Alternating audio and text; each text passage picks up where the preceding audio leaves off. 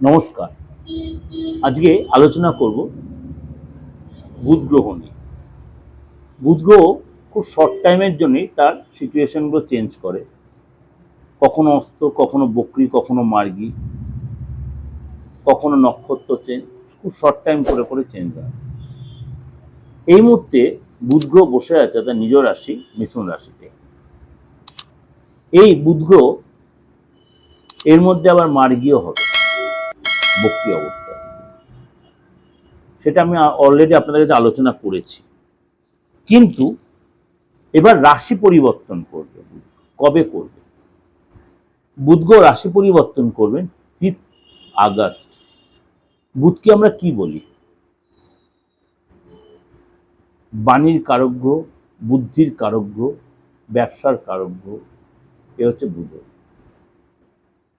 সুতরাং বুধ গ্রহ এই যে 5 আগস্ট বুধবার 7:58 প্রবেশ করবে আপনার কর্কট রাশিতে।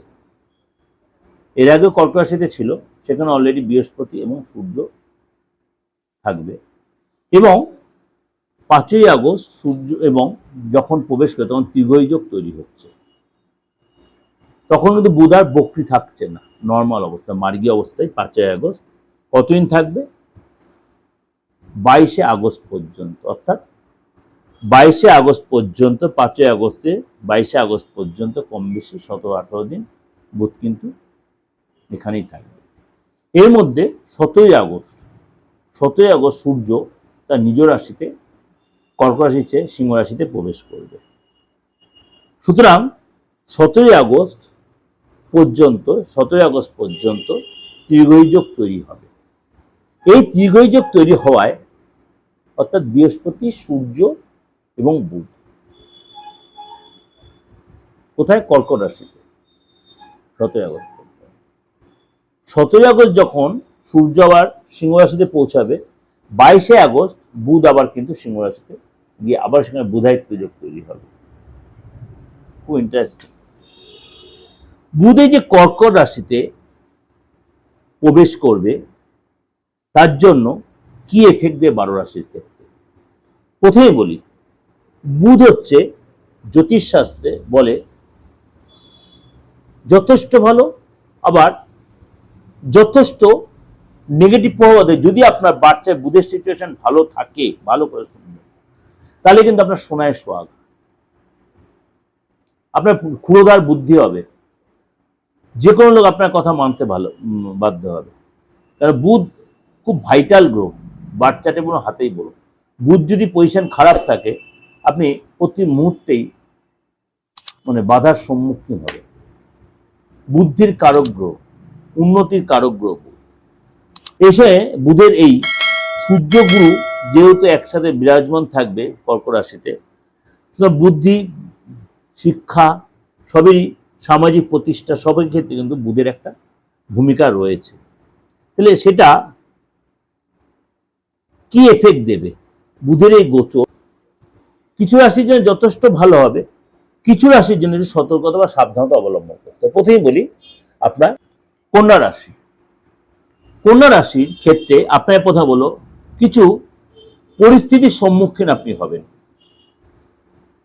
অনেকটাই আপনাকে সংঘর্ষ করতে হবে, পরিশ্রম করতে হবে, লোক চিনতে হবে।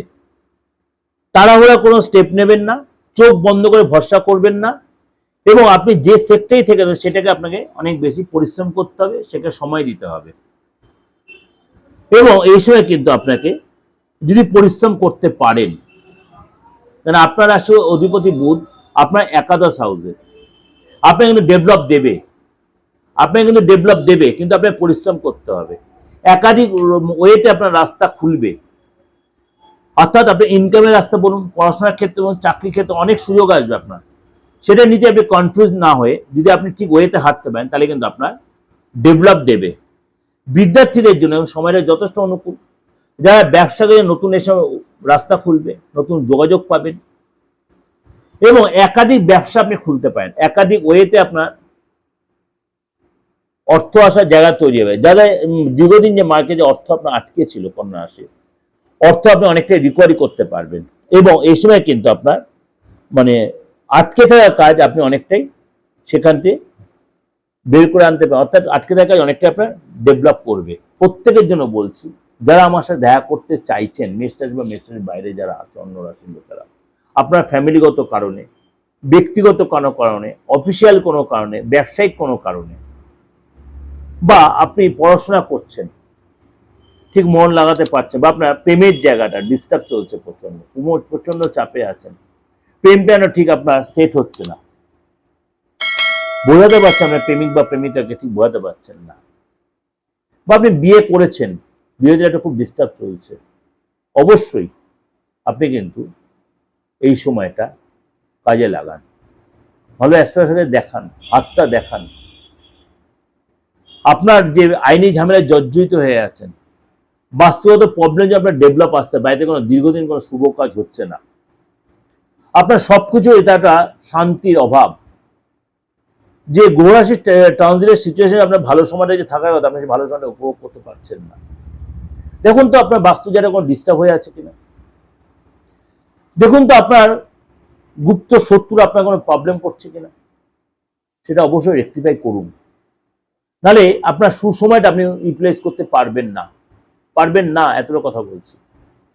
আপনি গ্রহরাশি মানুন আর নাই পানো, আপনি ট্রানজিট মানুন আর নাই মানুন, আপনার এই যে অবস্ট্রাকশন যদি থাকে, আপনার সুসময় এলো, আপনি তার প্রপার ইউটিলাইজ করতে বা বুঝতেও পারবেন না।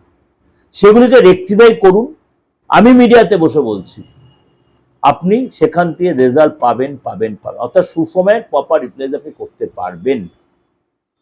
যে জায়গাগুলো অবস্ট্রাকশন আসছে, অবশ্যই সেটা রেকটিফাই করুন। যদি মনে করেন প্রাথমিক আসবেন, অবশ্যই আসতে পারেন। যদি আপনি অনলাইনে পরীক্ষা, অবশ্যই সেটা নিতে পারেন, নেওয়াটা প্রয়োজন। প্রত্যেকটা মানুষের 3টে বন্ধু থাকা খুব প্রয়োজন, ভালো অ্যাস্ট্রোলজার, ভালো লয়ার, ভালো ডক্টর। যদি এই 3 বন্ধু আপনার জীবনে থেকে থাকে, আপনি কিন্তু আর কাউকে না হলেও আপনি সারাটা জীবন সুন্দরভাবে স্মুথলি কাটিয়ে দিতে পারবেন। তাই আপনাকে বলি, আপনি যদি কোনো প্রবলেম ফেস করছেন, নির্দ্বিধায় 8911733325 একটা ফোন লাগিয়ে, কিন্তু একটা রিকোয়েস্ট আপনাদের কাছে, আমার যে ফিসটা সেটা কিন্তু আমাকে অবশ্যই দিতে হবে, রেমুনারেশনটা।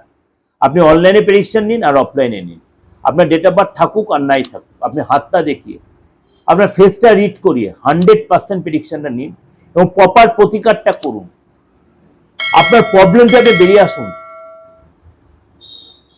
সবাই যেন সুখে শান্তি আছে, আপনি কেন থাকবেন না? আপনার রাইট আছে এই সমাজে সুখে থাকা, অবশ্যই সেটা ইউটিলাইজ করুন। ভালো থাকবেন, উপরওয়ালার ভালোবাসা, উপরওয়ালার আশীর্বাদ যেন আপনাদের উপর বর্ষিত হয়। নমস্কার।